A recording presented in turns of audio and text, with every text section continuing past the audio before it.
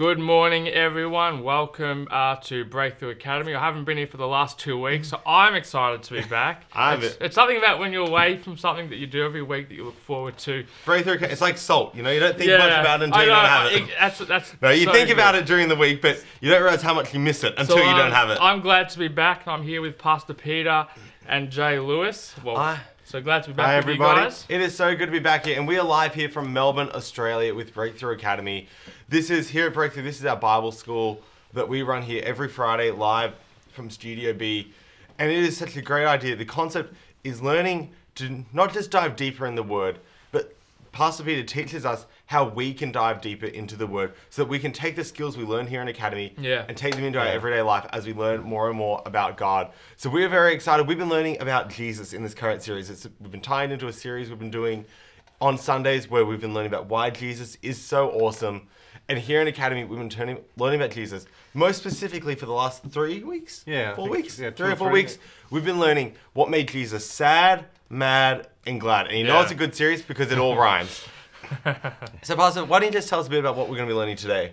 Yeah, I think, to me, it's you learn about someone, but I don't want to just know about Jesus. Yeah. I want to, ultimately I want to find the things that really get him excited. Yeah.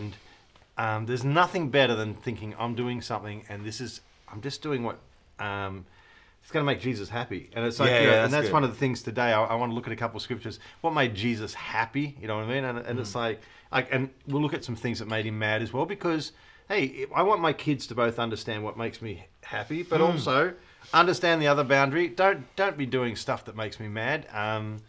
It's so frustrating, when people, and especially if people do things that they're oblivious to, they're blind to, and they think, oh, this will be fine, but it's not what I want. It's not, and even opposite, it's what makes Jesus say, that's not what I am. But I love finding out what moves his heart, because we want to please him. We do. I appreciate that everyone is joining us, is watching online. We appreciate you connecting with us, because you've got a hunger to know Jesus. Yeah, that's good. And I appreciate the people that connect with us on Breakthrough Academy. It's not I want to learn some facts, or I want to have the 10, points about Jesus that I can put his life in order, and I can say, well, I've learned about Jesus. I know the people that are online and they're connecting with us, and you two guys here, you're not here because you want some intellectual stimulation. Yeah. You want something that's going to stir your faith, that's going to build you up and say, you know what, this is going to empower me to better connect with Jesus and do the things that please God.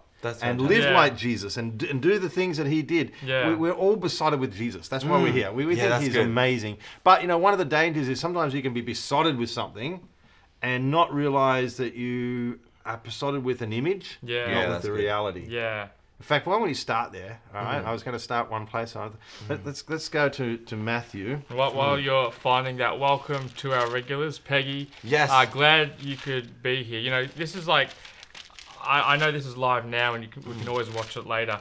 But like what you said before, Pastor, everyone's here because we want to be here. That's it. I like that. This could very easily, you could not be here. That's it. Let's just be honest. It wouldn't be hard. So we love having everyone here. This place is always welcome. You can be here live with us in studio. You don't have to be on the camera. We have seats in here.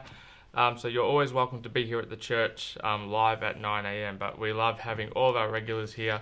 So welcome, everyone. Exactly. And we love to connect with you guys. So comment below if you're joining us today. Comment below where you're joining us from. We love to be able to chat with you. As we say, we can see the chat live right behind our camera here, right behind the screen. So we absolutely love it. Comment below if you have questions, if you have thoughts, if you have a Bible verse that's been strong on your heart. If God stirs something in your heart that you want to share with people. We love it. Some of the best conversations we've ever had here on Academy, and stirred not through the notes or what was planned to be said, but stirred through things that people bring up in the comments and questions that are asked, or thoughts that are shared, or stories that are shared, and bring that stuff. We love to be able to connect with you guys as much as we can.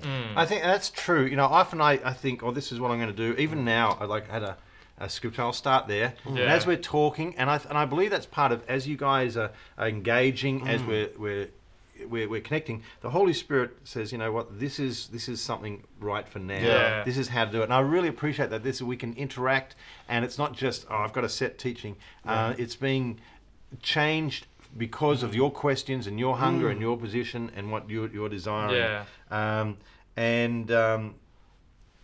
so I want to look at, we're going to start with Matthew 23, because just with that concept that sometimes you can be in love with something, or you think that, I'm amazed by it, but you're amazed by something historical that you haven't brought into the now. And Jesus can be a little bit like that. Yeah. Jesus, the historical Jesus, is a lot safer than the Jesus that's now. Yeah, that's good. Okay? Jesus that I see in the scriptures, but not just what I see, but Jesus that I imagine through what I've seen in the scriptures is a little bit safer than the Jesus now. And so I want to look at Matthew 23. Jesus does this teaching. It's when I say teaching, he was really speaking to the scribes and Pharisees. And if you look at the heading of this passage, it's called the 7 woes to the scribes and Pharisees. So it gives you a bit of a feeling what's coming up. Yeah. And I was just looking up, and I think the first woe is in verse 13. And I was just looking at one of the other translations, because New Living Translation, what sorrows awaits you? So when it says, sometimes woe to you, that's not really a language that we use today. Woe to you. I use it, but I don't use. I use it more sarcastically, or I use it like. Yeah, as a throwback phrase, not actually. Just for some of us that might not maybe understand. Is that saying be careful? Or no. Woe is sadness. Oh, sadness. Okay. Yeah. So I said that because that was me. Yeah. Little hint. No, that's actually a really good point, because it's not. It's actually, what does that mean? Like there's woe. Like hold a horse. Whoa. But this is woe. W-O-E, and it's not a common phrase. Sometimes I only use it when sort of quoting old, woe is me, it's sort of like Shakespearean. It's like someone who's like upset or sort of depressed, but probably the way I would use it is that very theatrical, over the top, woe is me, my life is falling apart sort of thing. Yeah, it's sort of a dramatic, everything over the top thing. Everything but in reality, it's just a word that, and the New Living Translation, what sorrow awaits you? And Message Bible, I've had it with you. Passion Translation, great sorrow awaits you, religious scholars. Good News Bible, how terrible for you. So again, we got the paraphrase. Go a little bit sideways to try and give you the meaning. When you go more everyone else is just but woe to you, which is sort of, okay, that's an example of, we have a good English word, which reflects the Greek word very well, but the English word isn't necessarily one that's in common usage, and therefore, even if it's a good English word, if someone like Josh, like, I'm not actually doing, and I agree with that, because it's not a word that is necessarily common, and we don't use it. I'd never use it outside of and there's a good chance if people haven't heard of the Bible, they might not have heard this word used. It could be in things like I said, like Shakespearean plays, and I think of the dramatic and sort of a bit of Old English. So it's an example. So all our more word for word translations have put the word woe in because it's a good translation. But the paraphrasers have said that doesn't really work because people don't know the English word very well. Or if you do, and this is one of the other problems, I do, but I don't really, it doesn't hit me because I sort of get it. And there's also, but it doesn't actually make a emotional connection with me because I don't really understand it in terms of my life. It could be like a surface level thing, but if you understand the word, it has a more deeper impact. And I think that's why when I see the phrase "what sorrow," it's okay, it gives them one of the problems as well you come across, which this wouldn't have been a thing initially they would have faced when they were writing it necessarily, depending on what year these Bibles are written, but is that. Nowadays, the phrase, as I sort of pointed to before, with woe is me, I would sort of use it sarcastically now. It's sort of like it's almost mocking. It's almost a mocking. Yeah. It's a bit like I would use it in terms like if someone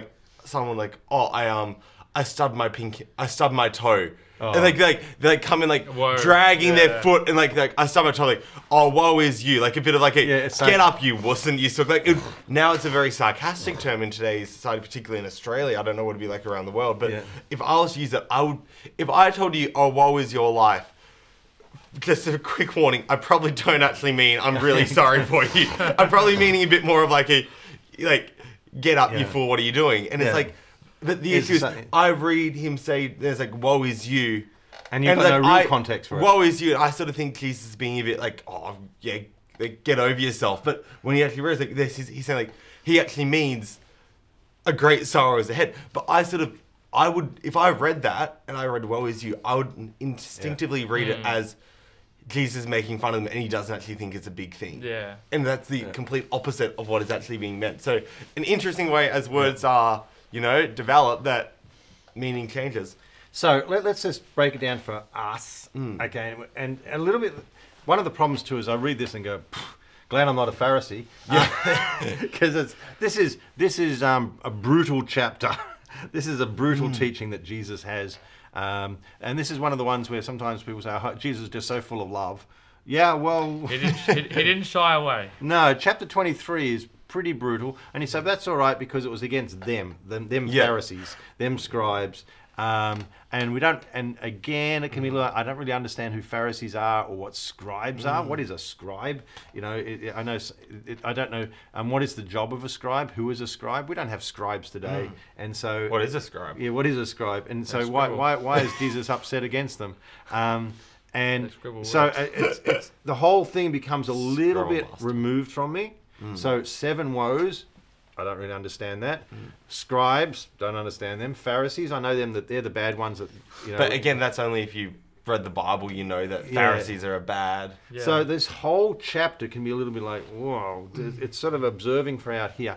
But what I want us to do is to look at it from the point of view, hang on a sec, Jesus was really upset with these people, and he said 7 woes. In other words, this is not going to end. This is not going to end well with you. You're in for destruction, sort of thing. Well, this is bad for you guys. This is not good, not healthy, not going in a good place. And I say, okay, well, maybe I could stop and say, what were the 7 things that Jesus said? If these things are going to take you to a dark place. Yeah. These things are going to lead you away from God, away from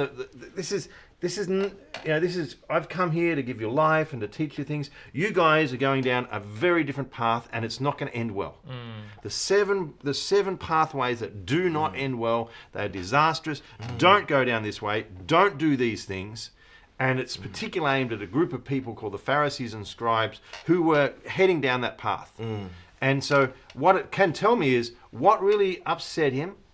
He didn't sort of say, well, just go your way. He's 7 particular things that said, these things are really against you. So I want to learn from these things because there's a chance that if I'm not careful, some of the things, the attitudes that they're showing, I can be slipping into. Yeah. And that, I don't want to do that. This is really on the wrong path.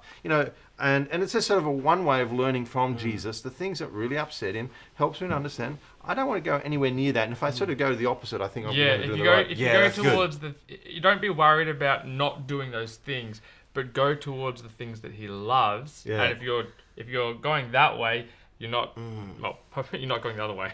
So you can look at these 7 things and say, well, what's the opposite of it? Yeah. Okay, and I'd like us to do that. I'd like to build a list of the 7 opposites. That's good. And you say, is Jesus ever given 7 things where it's not 7 woes? Well, actually did in the teaching in the Beatitudes. He says, blessed are those, blessed are those, blessed are... And he's sort of, there is the opposite. So you can go back to the Sermon on the Mount and study the things that he speaks. This sort of person is going to, blessed are the meek, for those who inherit the earth. Blessed are the poor in spirit, blessed are the merciful. Yeah, all those sorts of... They're attitudes that he said they're good. But we're going to look here and sort of and get at some of our own 7 good things based out of this. But it starts off with, so Jesus said to the crowds and to his disciples. So it's giving a bit of, I'm teaching everybody, but and also particularly the disciples are listening and taking attention. And he said, the experts in the law and the Pharisees sit on Moses' seat. So... this gives you an understanding. When we talk about scribes, he's given this other phrase here, experts in the law. The scribes were those their job was to interpret and write down the things of the Old Testament, that to be experts in the law. And when we say law, you've got to understand this is not thinking like today, someone who's an expert in the law, solicitor, a barrister, a lawyer. Yeah. That's our legal rules. Over there, the law would be religious law, and particularly the laws as come through Moses. And then all the laws that sort of built out of that too, because they sort of built upon them and had their own versions of the law and interpretations of the law. Sometimes the law would say, don't, for instance, an example, you must tithe. Or they say, well, what do we tithe on? If I do I have to tithe on this, do I have to tithe on that? And they sort of built rules and regulations around the laws. The best explanation Dad ever gave me for things like for the Pharisees and the scribes and stuff was we have a law that's like when you drive you must have your seatbelt on. Okay, that's our law. They would take it to if that's in the law, do we need to? Do I need to put it on as soon as I sit down in the seat in the car? Does the door have to be open or can the door be shut? Can the key be in the ignition? Can the key be turned on? Then there'd be none of the, driving with your knees while you're eating a bowl of cereal and putting your seatbelt on 5 minutes down the road to work. It's like they would go to that level of not just the detail of exactly when. Yeah. So the scribes, they made it their life to both understand and to bring the interpretation of the law to the people around them. And so you think, well, that must be great because the law is good. Jesus said it. The law did not come from Pharisees. The law came from God, given to Moses. Good. It was a good thing. It helped Israel. It had a purpose and a plan. And Paul speaks about that. And it's a good thing. Nothing wrong with the law. But they took the law into their own hands and twisted it into something. And this is what's happened here. You might be surprised at this.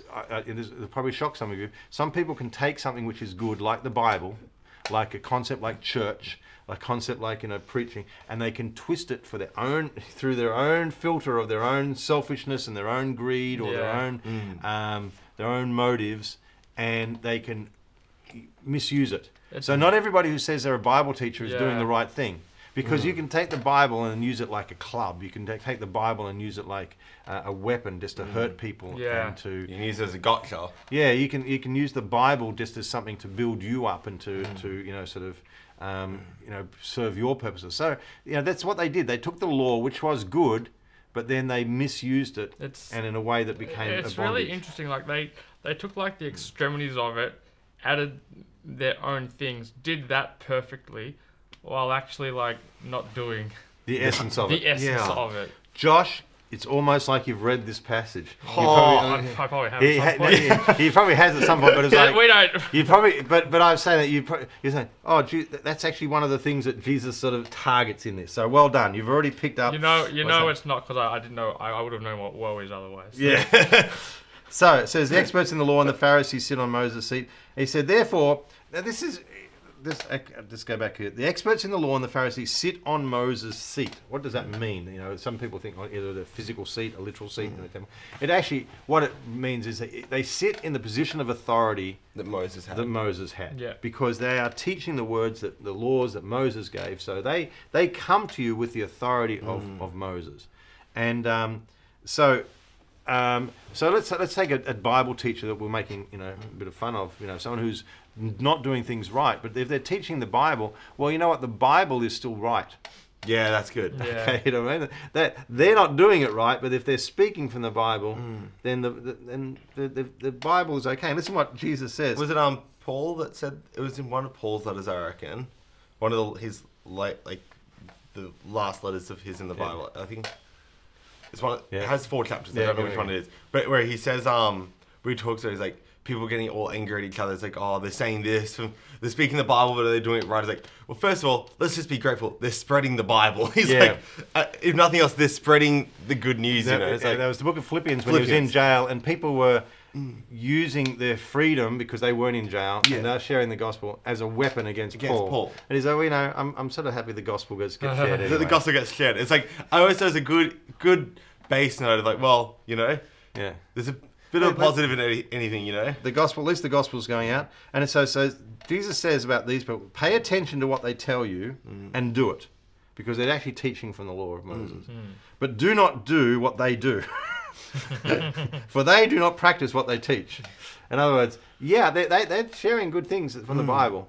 And you need to follow them because that's accurate. But don't look to them because they're making a hash of it. They're not actually following it themselves. And there's a word for people that say one thing but do another. Yeah. And it's a hypocrite. All right, they are hypocritical. In other words, they act as if they're perfect in it, but they've got no intention and no desire to do this. So what do they do? They tie up heavy loads, hard to carry, put them on men's shoulders, but they themselves are not even willing to lift a finger to move them. In other words, they're saying, I will build up this is what you need to do, but me, I'm exempt. I don't have to do this. Always do as I say, not as I do. Yeah, always be wary of giving yourself some leeway that others don't have. Yeah, that's all good. right. I know. Your intentions. Well, it just what would be an example? Because it's not something I'm sort of thinking. Oh, I do this all the time. I don't. Hopefully, I'm not doing it. But sometimes if I've been serving God really hard and ministering and doing a lot of preaching and stuff like that, then it's like, I can't be bothered praying, or it sounds terrible, but you might say, but I sort of give myself a get out of jail card because I've just ministered. I'm a preacher. Good. I'm a minister. I can afford to show a bit of slackness here. It doesn't work like that. Yeah. It does not work like that. You can't say, well, listen, because of the God's using me here and God's blessing me by ministering through me here. That gives me a freedom not to actually follow some of the basics. I get a little bit more leeway because of the pressures I'm under. If anyone knew that the pressures of running a ministry, the pressures of doing this, well, I need to have a little bit of an outlet here. I need to have a little bit more freedom here because I'm not under the pressures of a normal person. Yeah, that's good. I'm just saying, as soon as you get that mindset where you have a special relationship that gives you special permissions that allows you to be a little bit looser with some of the things that God's doing, you're in this era. This is not how this works. In fact, I think it goes the opposite way. And in the book of James, it says, you who are teachers, in fact, let's just go there because in the book of James,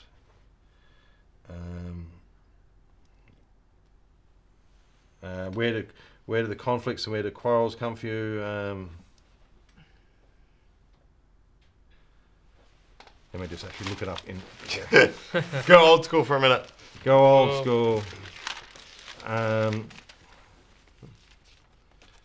Chapter 3, that'll be right. Not many of you should become teachers, my brothers and sisters, because you know that we will be judged more strictly. Yeah, okay. All right? Because when you become a teacher and when you start standing in the place where you are ministering to others and instructing others, that does not give you license to be a little bit slack in your own life. Yeah. Because of all the pressure and people calling me teacher and I do all this study and I do all this preparation, I do this ministry, I deserve, I can be sort of, I know I tell them that, but in my own life I can be a little bit more relaxed. Doesn't work like that. It's actually the opposite. Because we will be judged more strictly. If you're going to come into a place of teaching the Word of God, then you elevate the level that you need to be holding to it. It becomes more important that you hold to it. You can never ever get in the position where you suddenly giving yourself a bit of leeway and actually sort of say, no, actually I can't afford to do things that an average person, an average Christian can do. Yeah. And that's true in my life, and that's true in anyone who's ministering, that I have to be more wary and more careful and show more care to be keeping my heart right, showing more discipline, because hey, if I want the privilege and if I want the benefit of being able to stand here or sit here and minister and share and have my life influence others, then it's got to come out of a life of being of integrity and righteousness before God. We haven't mentioned it up to this point, but this week we received some some sad news in one sense, that our apostle of Heritage of Faith and our personal man of God, Brother Jerry Saville, Dr. Saville, passed away. He entered into his reward. It's sad for us, and it's sad for all those left behind that we've got to sort of process not having him here on earth, and the great blessing is and has been to us. But he's entered into the thing. He's been passionate for, loved, and he's being reunited with some of the the greats, Oral Roberts, and we'll think of the mentors and the people that that's good. Heaven's having a party. Yeah, and so we want to celebrate that he has stepped into eternity, into his reward, a powerful reward. But I think of this, when I think of Dr. Savelle, and I got to know him a little bit personally, do you know what I mean? We're out, you see a man behind the pulpit, we got to see him away from the pulpit and just in normal sort of life at times. And I would have to say there was no separation. Do you know what I mean? Yeah. There was no, he's a good man behind the pulpit, but he's not such a good man. It's exact opposite. Yeah, he was that's good. That's good. Solid through and through. And that is one of the great examples to me of what a man of God is. I look at this man and I say, he was passionate when he didn't have to be passionate. Yeah. Do you know what I mean? He was good when he didn't have to be good, when he was away from the cameras and when he was away from things. And there was a story that I always remember, and it always challenges me how he was, this is many years ago, and he's already in ministry, but he had a bit of downtime, a bit of me time. And everyone loves those times. When you sort of, I don't have any responsibilities at the moment, I can sit, and for him, he was going to sit down, he was going to watch a movie, and I think it was a John Wayne movie, a Western. That sounds like a good downtime sort of thing to do. I'm going to just watch an old-fashioned John Wayne Western, where the good guys win and the bad guys get whooped. And, and just enjoy. And he's sitting and he's just starting it, and it's just like, this is his downtime. This is his me time. Listen, he worked hard in the gospel, like Paul. I remember Paul actually says in Book of Corinthians, "I worked harder than you all." You know what I mean? And that's not worked in the flesh. That just means they really did, and he did. He took his gift so seriously, and he used it, and he ministered. And so to have downtime was precious. That's what I think. This is my downtime. And he said, as he was sitting there, this phrase came to him out of his spirit: "The devil can't steal your joy, you can't keep your goods." Now we all know that as a powerful sermon. And he's like, "Oh, that's really interesting." Start watching the movie, and it's said it again out of his spirit, and he's suddenly like, "Lord, you're not interested in the movie, are you?" You know what I mean? And you know what happened? Movie off. What are you saying, Lord? Yeah. Wow, that's good. That's so powerful. That's in the secret, in the quiet. No one ever would have known. No one looking. No one. No, yeah, that's that. But I love that attitude. God, you're not into the movie at the moment. You're wanting to speak to me, and you're wanting to give me. And it's like, well, movie off. This is my passion. This is what I do. That's so good. That's a challenge to me. It's like, I never switch the God part off. Yeah, that's good. That's good. Do you know what I mean? That's my passion. That's what I am. And you know what? The world.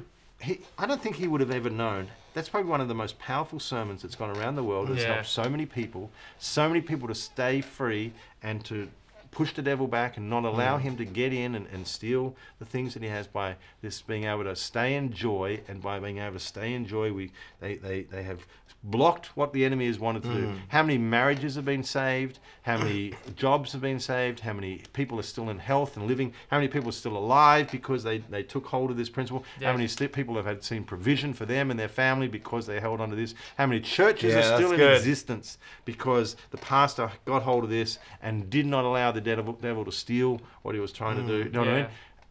Because when God spoke something to him, he is like, "Oh, my downtime," and God, he said, "Well," and that was the most important thing to him. Yeah, it was. So anything else would be sort of like sacrificed or let go in the moment of.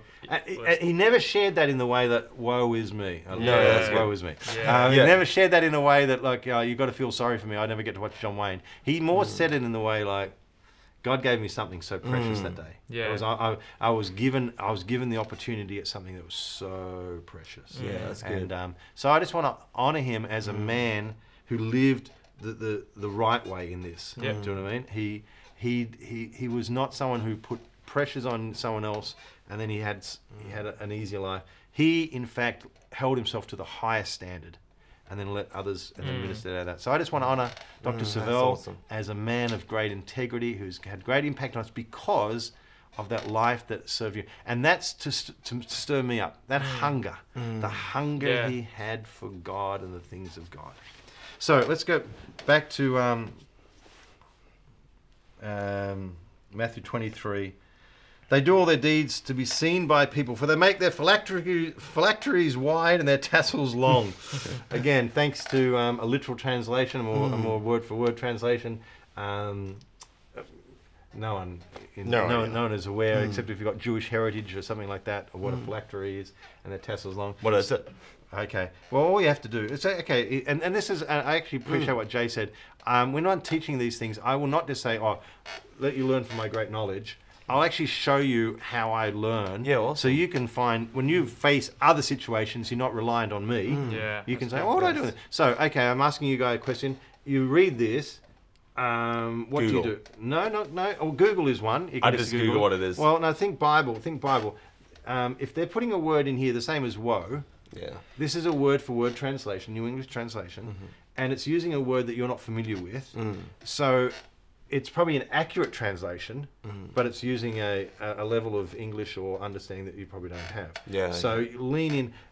I'm going to guess that if you lean into a more paraphrased translation, they will do the work for you. Right? If you're reading something that seems distant, go into a paraphrase, because they're more likely to add context. To bridge that gap for you. Okay, there's a gap here of culture.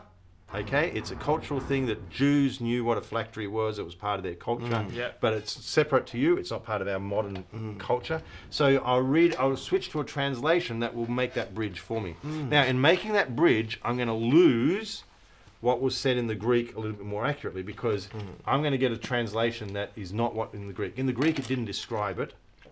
In the Greek, it would have just used the technical term. All right, but I'm going to sacrifice a bit of word-for-word accuracy with the fact that it makes no help to me if I don't know what a phylactery is, and I'm not sure what a tassel's got to do with anything. And again, tassel is not actually a... I don't know what that is either. Yeah, sorry? I don't know what that is either. And that's not a cultural thing. That's a dressmaker's term or something. People. Okay, anyone here who knows what a tassel is? It's probably someone who's familiar with clothing and dresses and things like that. So again, it's a phrase that is not familiar with everybody. So all I have to do is I switch over to all the translations. Phylacteries. Tefillin? They're tefillin broad and they're What?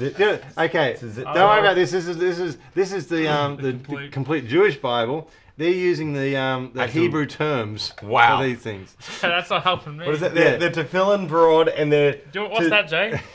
Tzitzit? Okay. I'm thinking is like... Is something silent? What is it? Tzatziki is the... Do Jews have silent letters? Tzatziki, so Tzatziki, Sauce. Let's leave it. Alright, that's okay. I'm very interested now. Living Bible. Okay, let's try a Living Bible. Everything they do is done for show. They act holy by wearing on their arms little prayer boxes with scripture verses inside. Okay. There you go. So guess what a phylactery is? A box with a little box. Yeah, a little box, a little prayer box with scriptures verses inside. All right, and lengthening the memorial fringes of their robes. The fringes of their robes that have special meaning. They would make them nice and they have these special boxes. Okay, so what does the message say? Message. Their lives are perpetual fashion shows, embroidered prayer shawls one day and flowery prayers the next. Now, he's taking the meaning and just dumping the whole cultural thing. Yeah, dumping all the clothing out. Because even if it's like, why would they put those prayer boxes on it? The concept is... They're making themselves look really fancy. Passion... So Message Bible goes so far that I'm like, I'm sort of losing... It's going... Is it too far? Everything they do is done for show and to be noticed by others. They want to be seen as holy, so they wear oversized prayer boxes on their arms and foreheads with scriptures inside, and wear extra long tassels on their outer garments. And you could say, okay, really, why would they be wearing those scriptures and things like that? And you can go back and find in the book of Deuteronomy where it says, God says, bind on your forehead and on your hand the word of God. So they took it literally. Yeah. All right.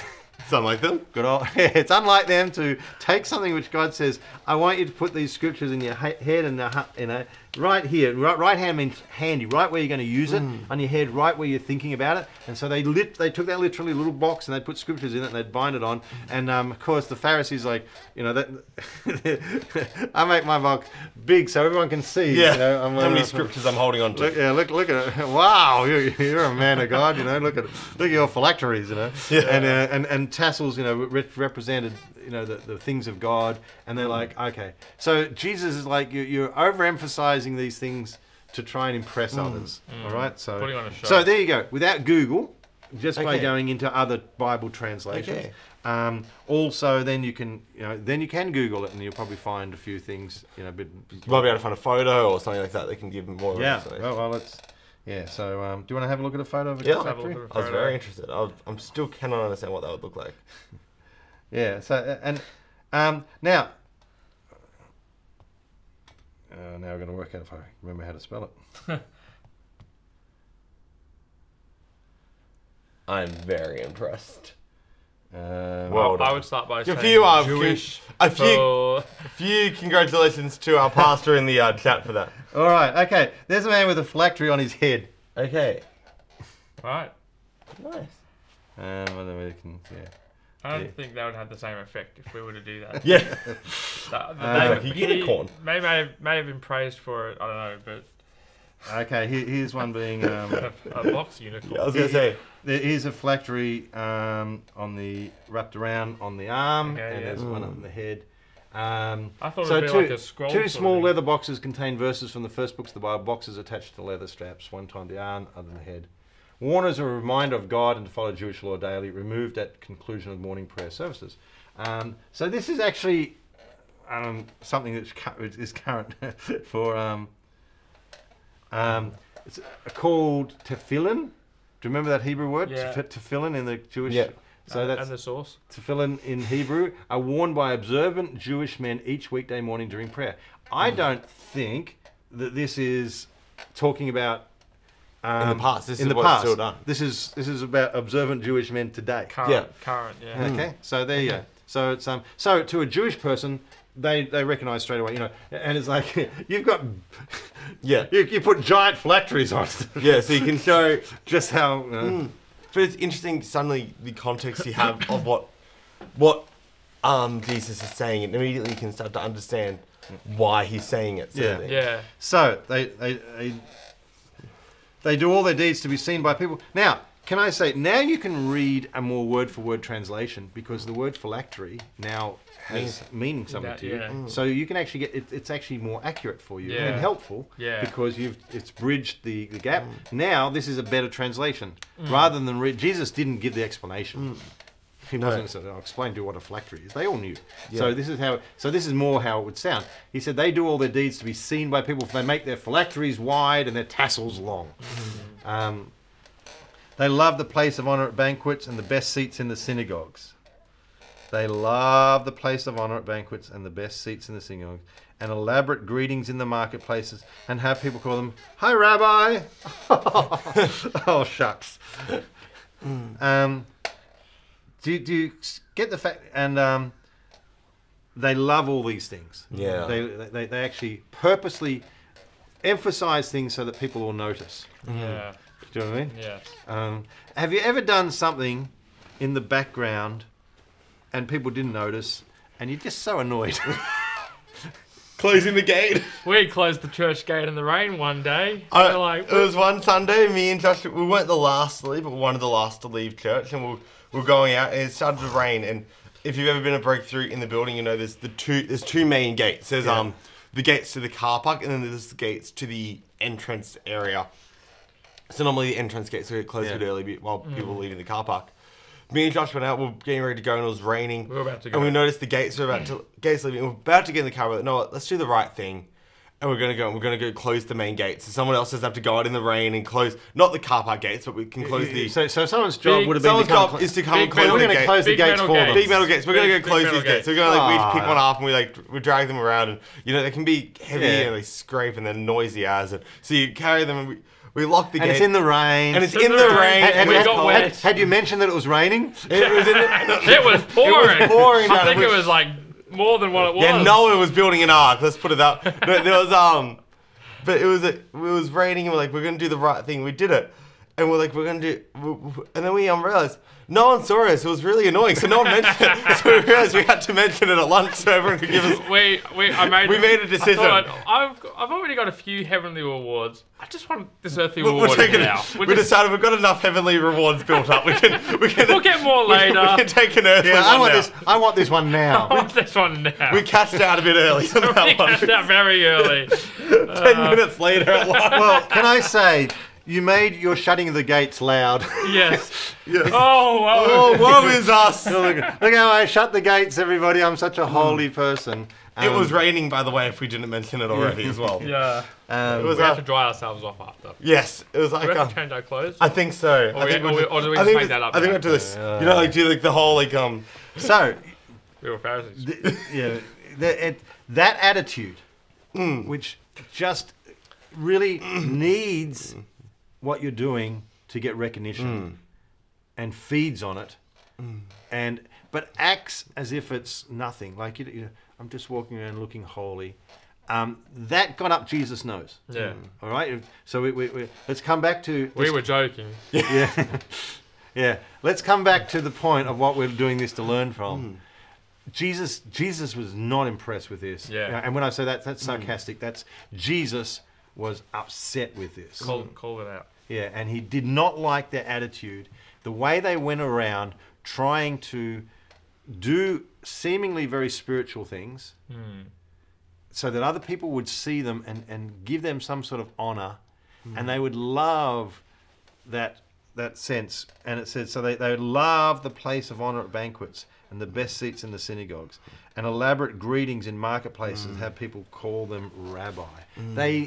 That's what they love. Now, every now and again, I will be given a position of honor because of my role here, as a pastor, or pastor here. I've just made you you can go first.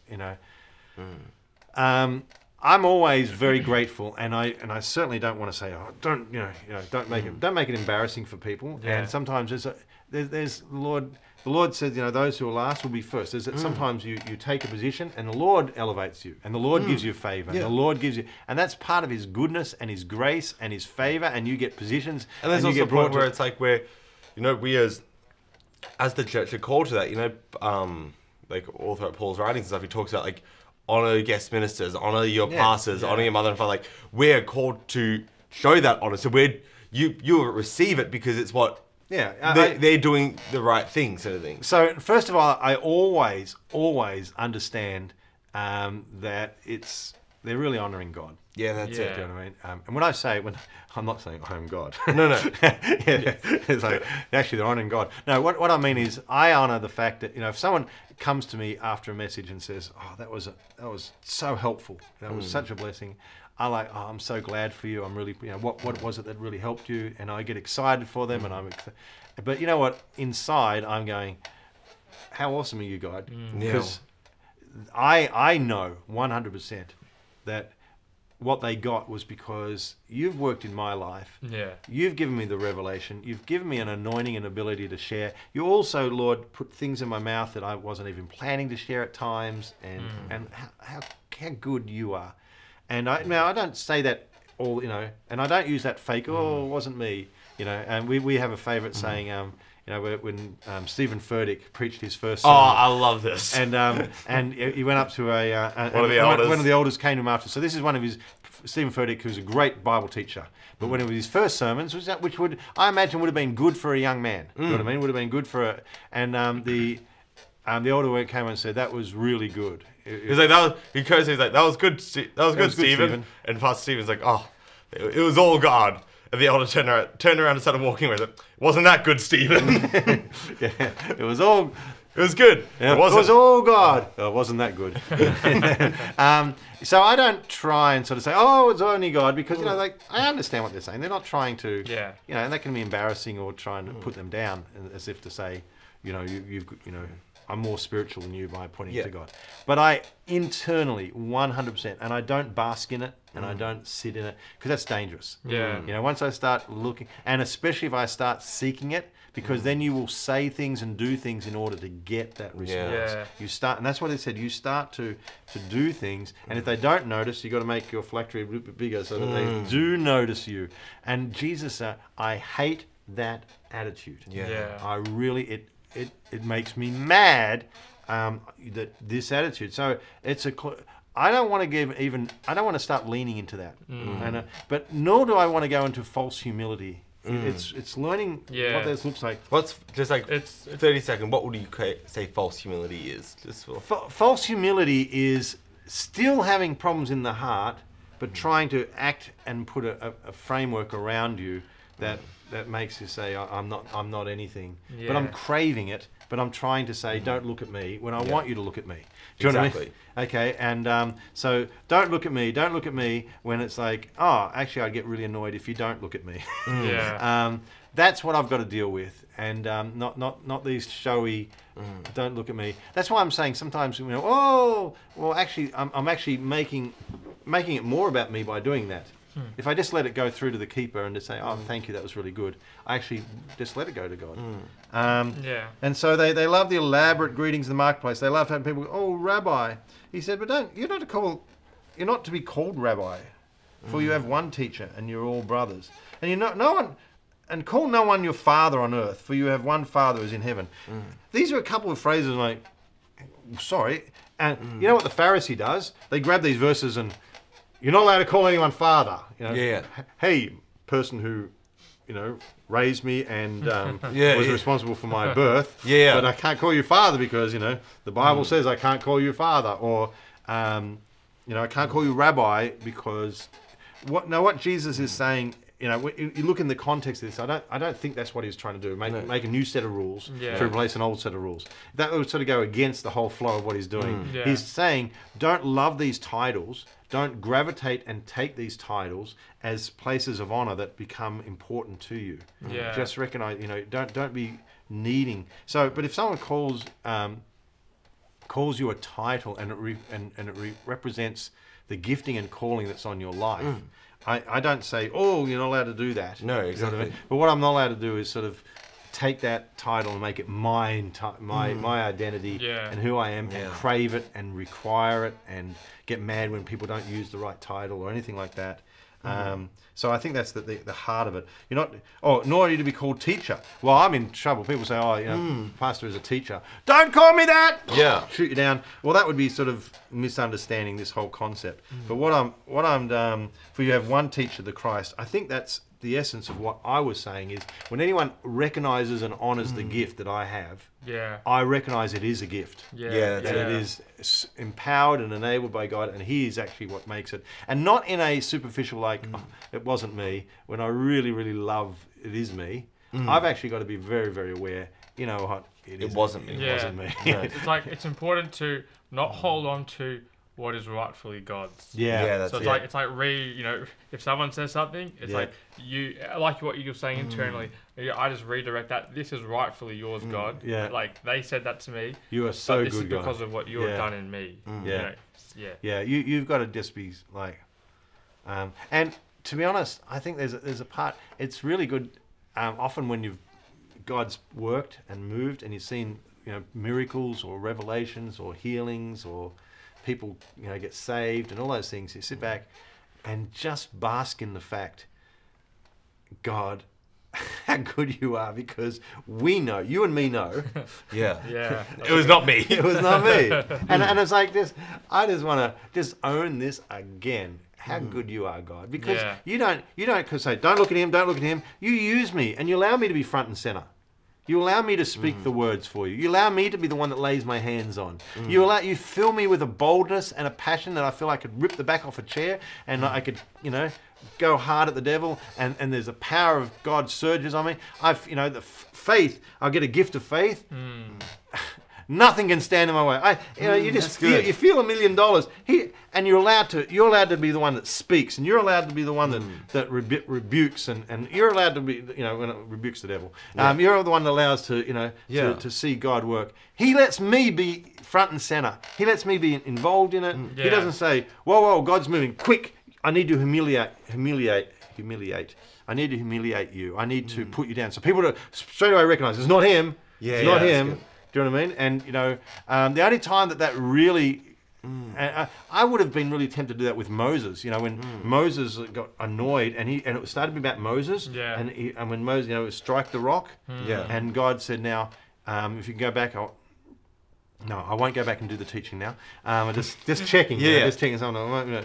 When Moses struck the rock and water flowed out, and that was very significant. The rock represented Jesus. It represented God. You can go. Moses' song in Deuteronomy talks about the rock. The rock is our God. So when he struck a rock, it represented that striking God, and out of God came water. Yeah. And then they needed water again, and God told him, go and speak to the rock. Now, Moses might not have thought this through. He might not have been connecting the dots, but I connect the dots. If Jesus is the rock, how many times does Jesus need to go to the cross and get struck in order to provide life? Exactly. Just once. You don't need to put him on the cross every time. That's good. Right, so God's like, this time we're not going to strike him, we're just going to speak to him. And you're going to call forth the life out of what has been done. Moses is not thinking like this at all. He's so annoyed that the people have giving it. So he's and he grabs it and he hits the rock twice. And water flows, and he's like, no. And then God rebukes him and says, you know what? Can't have this attitude. You're not going into the promised land. It was very significant. But you know what? I'm always amazed that God let water flow. I would have just let him hit the rock. Leave him hanging. Bang, bang. Stick bounce. Okay, Mr. Amazing Miracle Worker. Let's see you bring water out of a rock. You can't bring water out of a rock. But out of his anger, he was like doing it. And God let water flow because God is very gracious. And God let the water because that's what it was going. But then Moses himself lost something. I'm amazed at how much God allows me to be used, even at times when I'm not in a good headspace. When my heart might be taking some of the glory for myself even, he will still use me and use me powerfully. You should never confuse that with the fact that God's happy with it. That's good. Sometimes he's just meeting the needs of people because they're hungry and their faith is working, and he's being good and he's honoring the gift in you. But if you are dragging it to yourself or misusing it, it will come undone. And normally God will deal with you in the place. And if I don't allow him to deal with it, it'll become public eventually. That's it. You know what I mean? He tries to deal with you in the quiet, but if I won't listen to the quiet, then it becomes shouted. I've known, it's a bit of a sad thing, but I've known of ministers that have been publicly exposed for stuff that they shouldn't have been doing, and it's just been terrible. And it's like, oh God, this is such a black eye for the body of Christ, and And then I've talked to ministers and said, you know what, that minister, I know, he says, I went and confronted him. I know others went and confronted him in private and said, God's told me, and this one minister said, I went and said, God has told me something's not right here. And the minister looked me back and said, no, everything's fine. There is no problem. And he refused to open up and refused to acknowledge. And he said he was being given an opportunity to get this right. And then eventually it became a public opening. So that's sort of a sad thing. But what it says is, do not confuse the fact that God is using you, even if your heart's not right and things like that. That's why I say God is actually quite happy to use us. And he loves using us. That's actually his desire. He doesn't sort of say, hey, okay, Josh, I want to do a whole lot of healings here. Get out of the way so I can do them. No. He says, Josh, front and center, I want you to lay hands on them. I want you to speak the word. I want these healings are going to come through you. In fact, if you don't do it, it's not going to happen. I'm using you and I need you. I need you. It's like, you're like, God doesn't need me. Romans, it says, in order for people to get faith, they need the word. In order to hear the word, someone needs to speak. In order for someone to speak, someone needs to be sent. Yeah. Someone needs to go. Someone needs to be the voice that speaks that word. Yeah, that's good. So that they can get saved. Yeah. Right? And so he says, I'm going to use you. Yeah. So Josh, you're going to be the one. You're going to be front and center. You're going to be speak, and your words are going to see people saved. He actually says, I'm going to put you front and center. And then, but he doesn't want you to say, I like this front and center. You know, oh no, then there's problems. Yeah. This is the issue. This is where they began to bring these things to themselves. He said, the greatest among you will be your servant. Whoever exalts himself will be humbled. Whoever humbles himself will be exalted. I think that captures the heart of what Jesus says. And I think if we want to please God, we've got to learn this heart of servant leadership. Yeah, servant, where we lead through a heart of service, where we, do things and only God knows. Do things that only God knows. You know what I mean?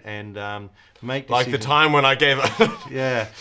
I always feel embarrassed. I'm like, I don't want to give examples here because then I lose my... Yeah. Okay. Give an example for each other. I'm going to give an example because, I was at a youth camp and they put out the cereals for breakfast. It was pretty basic youth camp. Boxes of cereals and some milk. And said, some good cereals and some bland, cheapy fill-in sort of one. And I realised, limited supply of the good. And then when that runs out, everybody will have to do it. And I'm rushing to get to the front into the line. So I'm not pushing my way in, but and then there's something in my heart that says, why don't you take a step back and let some others in? And so, okay, you know what? I'm going to let others get that cereal, and I'll just take a step back. And did it in a way that no one would never know. Until now, thank you. Yeah, there's your reward. There's my reward. One of the reasons that stays in my mind is because a little bit later, when I was back in home church, we had a visiting minister, and he was praying, and it was someone who worked in the word of knowledge, and they were praying for me, and they said something to the effect of, God sees the things that you're doing that no one else sees, and that picture of what I did jumped straight in my head, and it was like God says, no one else saw it, but I did. No one else saw that, but I did. That's good. And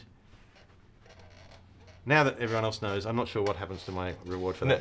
But a good example. But I'm giving an example because you need to have that. You need to have those things multiplied. Things where God sees, and that's enough. Like common yes, place. Totally. Yeah. That's and you just as long as God sees. Yeah. And I'm not necessarily doing it. Hey, God, look at me. It's just like me and God have got this thing going. Yeah. That's good. Do you know what I mean? He and I are the only ones that know some of the choices. Like I get another opportunity to do something that only God will see. Yeah, and it's like God, that's good. That God will appreciate. That God can now use you for. And it's in a sense of, what, God, I got actually a lot of pleasure out of taking that step back and seeing it happen. That's good. It was like I actually got a really good reward because it was just like I'm doing something that no one else knows about, but it's just one little thing I can do to be a blessing to people.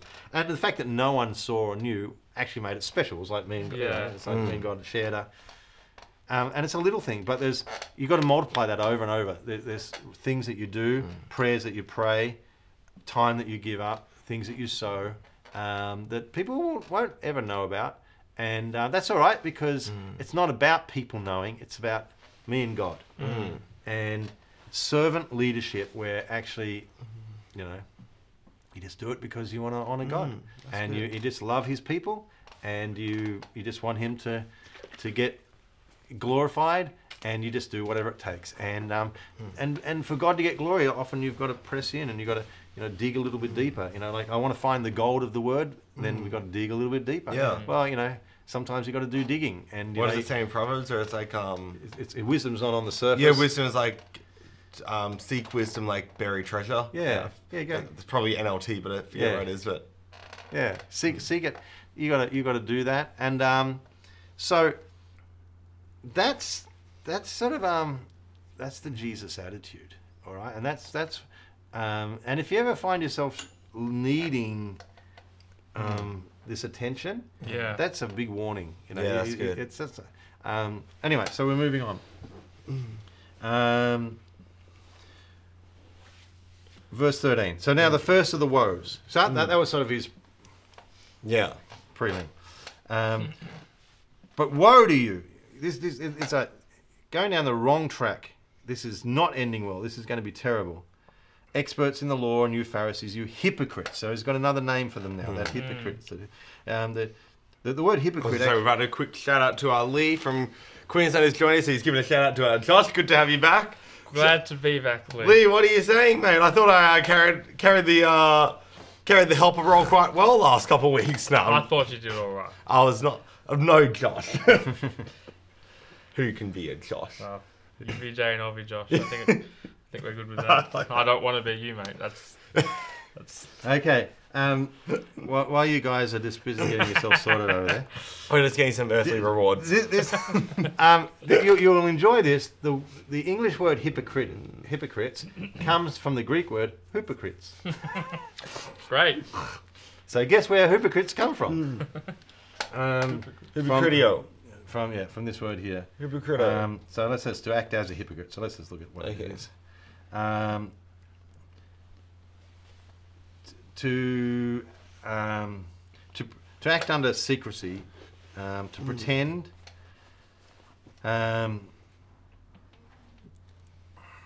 Lee says Josh's fill-in doesn't cut it. He only tunes in for Josh. Oh, Lee. My friend. I love you, Lee. A lovely earthly reward for Josh. What am I, chop liver?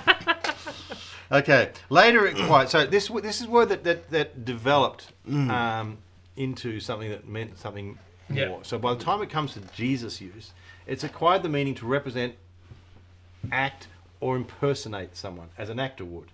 It rose from the application of the word in the Attic Greek to persons in a play, and then to people generally who act a part or pretend to be what they are not, to represent oneself as to simulate, to distinguish oneself. And then in the New Testament, to pretend, feign.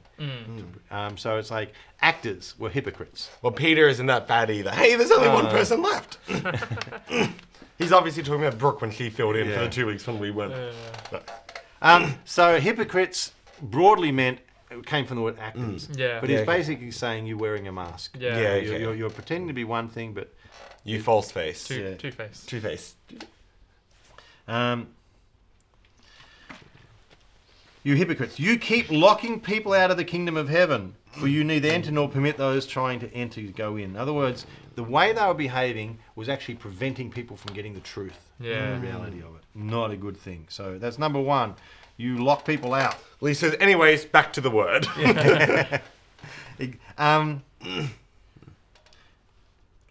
First thing is, if we get this wrong, we actually do stop people getting into the kingdom of God. Good.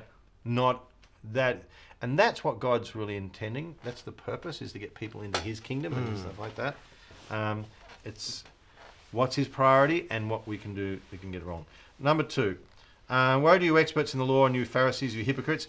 You cross land and sea to make one convert, and when you get one, you make him twice as much a child of hell as yourselves. Wow, that's it just means you go out of your way to try and find someone that you can make like you, and that is just that. Then they become twice the hypocrite that you are.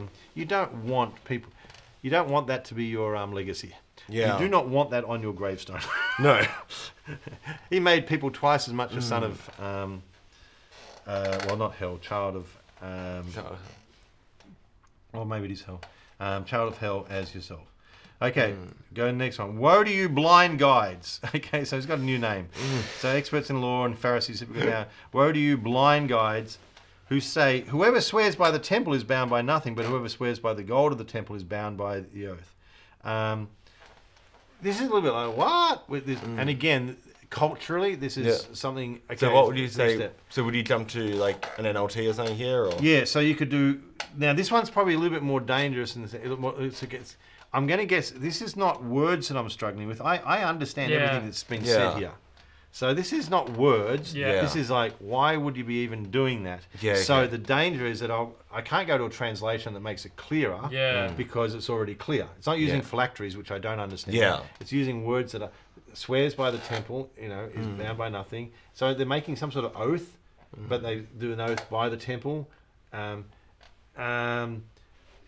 I'm like, I don't get this because what does this even mean? So with this one, you might have to go to something that gives some background. Okay. All right. So I'll teach you where I go for here. Yeah. So first of all, you do your first step, and you Also, who loves doing this loves this about Breakthrough Academy, that we get this sort of opportunities. So good, I love it. We get to like go every, you know, what's the phrase? Leave no stone unturned. Literally, we get to find out everything, find out the details, and I love that. So if I'm going to go to my paraphrase of paraphrases, I would go to the Living Bible. Okay. Because that's probably as wide as it gets for me. But I like Kenneth Taylor. He didn't get it all right, but he got a lot of it right. So Kenneth Taylor was the one who translated did the Living Bible translation. Okay, so let's see if he puts a little bit of understanding here. He says, "Blind guides, woe upon you! For your rule is that to swear by God's temple means nothing, but you can break that oath. But to swear by the gold in the temple is binding. Blind fools, which is greater than..." So it's okay. It makes it a little bit clearer. I still don't understand why they would make why they're doing that. All right. So and so what you've got there is like it's probably not going to help me looking at what is the amplifier? Okay. Well, okay. You can try the amplifier. They'll say everything. But again, this is not. It's not. I'm not understanding it. It doesn't. It's just because I don't know why they're doing it. I don't know. If anyone swears by the sanctuary of the temple, it's nothing. But if anyone swears by the gold, he's a debtor. No, it doesn't help me at all. No. I'll try one more. I'll try the Passion Translation. See, you blind guides, great sorrow awaits you, for you teach that there's nothing binding when you swear by God's temple. But if we swear by the gold of the temple, you are bound by oath. All right. I'm not getting any help.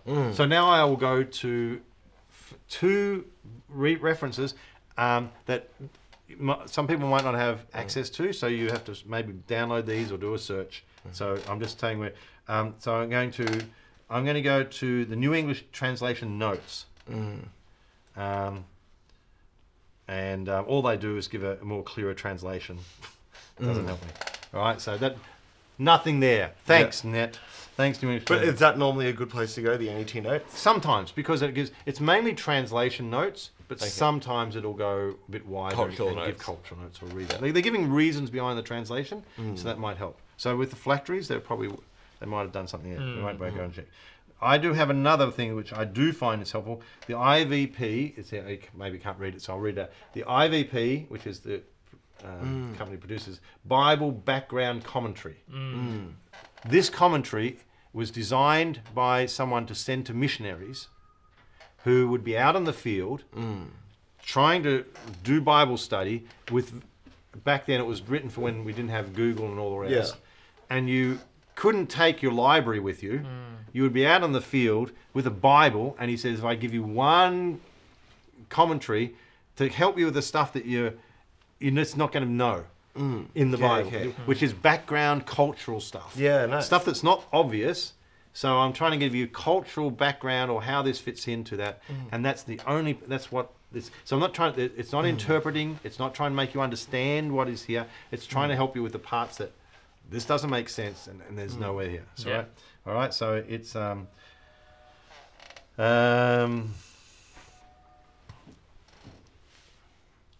So what verse were we up to? That's a 23, I reckon. No, we're in chapter 23. So it was 23:15, I reckon. Maybe you have to go back to the... Okay, here we go. I think verse 16 to 22. So some background. Jews were no longer allowed to pronounce the sacred name of God in this period. So you weren't allowed to say Yahweh. Okay. Because we don't even know how that's pronounced. That's already the... Yeah, so YHWH in English letters is the name of God from the 4 letters. But in Hebrew...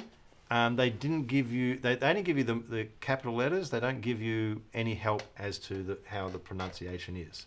All right. So no vowels. My older brother is actually studying Hebrew as part of doing a theological. Shout out to my brother who's started studying he started history, ancient history. Learning Hebrew. He's now doing a theology masters or something like that. Who would have thought? Nice. Learning and growing, and he likes Hebrew. So I was talking about he's learning Hebrew, and he says baby sort of Hebrew has like little marks in it to sort of show you how to pronounce things. They added those on to help pronunciation. Like for my name Peter, P-T-R.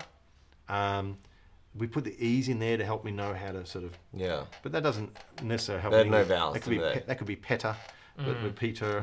They had no vowels. So they put little... If you ever want a great song learning about this, go listen to the song YHWH by The Apologetics, which is a great parody of the YMCA song, but with actually really good theological teaching in there as well. Yeah, The Apologetics, YHWH, a great song. And it teaches all this in a song form. But basically, they had this word Yahweh, but they've refused to say it because to say it, you could say it wrong. They don't want to say it in vain. They don't want to say it in vain, so they don't say it. Yeah. And therefore, over centuries, people don't know how to say it. All right. But now they have this name. So the best guess by people today is Yahweh. All right. It has been done as Jehovah, and in other times, but people probably say no. Yahweh is probably the thing. So they don't want to say Yahweh. All right. This is. By swearing lesser oaths, some people hope to avoid the consequences of swearing by God's name. If they could not keep their vow, if their oath turned out to be mistaken. So, as people swore or vowed by things related to God, instead of by God himself, more and more things became substitutes for the divine name, and thus became roundabout ways of seeming to swear by God, while hoping to buffer the consequences. So what they're saying is when they swear by the temple, so rather than say, I swear by God, can't do that. Yeah.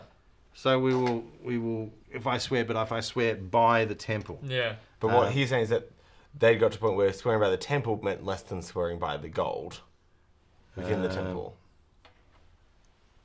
Yeah, so there's, so this doesn't fully help me. But it helps me a bit. It helps me understand why they're swearing by things like swearing by the temple, swearing by the gold. All right? And then I won't do this one because this one will be long. My next step in was to go to a full commentary. For me, with the New International Commentary of the New Testament.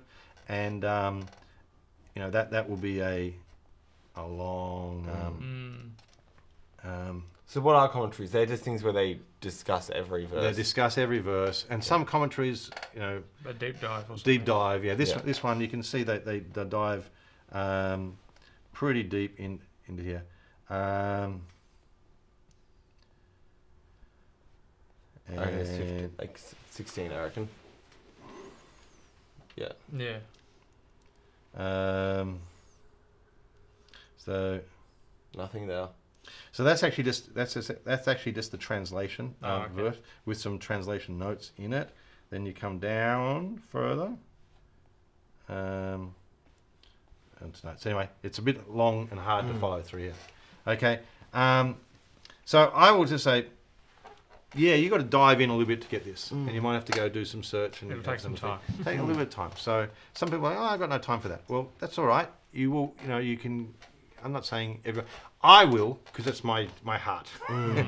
I will dive deep because that's what I love to do. And I will enjoy having multiple translations. I'm not asking everyone to be like me because that would be a boring world and that's not the giftings of God on everybody. But I'm just trying to give you a bit of a clue if that is what you want to do and how you got to dive. And even if that's not your natural way of learning, I think it's good to know how to do this, and I think we all at some point should be doing this. We should be trying to get the most out of the Bible, and this is a good way to get the most out of the Bible. Especially when it's something that is like close to your heart. Exactly, that's really true. Then sometimes things it's like, that's not my natural inclination or gifting. But this is close to my heart, so I actually want to. So I'm gonna just discover this, find it. Yeah, that's really good. I like that. And most, except some of these, I've had to pay for these commentaries, but a lot of these ones here I haven't paid for. So I'll try one. F.B. Meyer's Through the Bible. Again,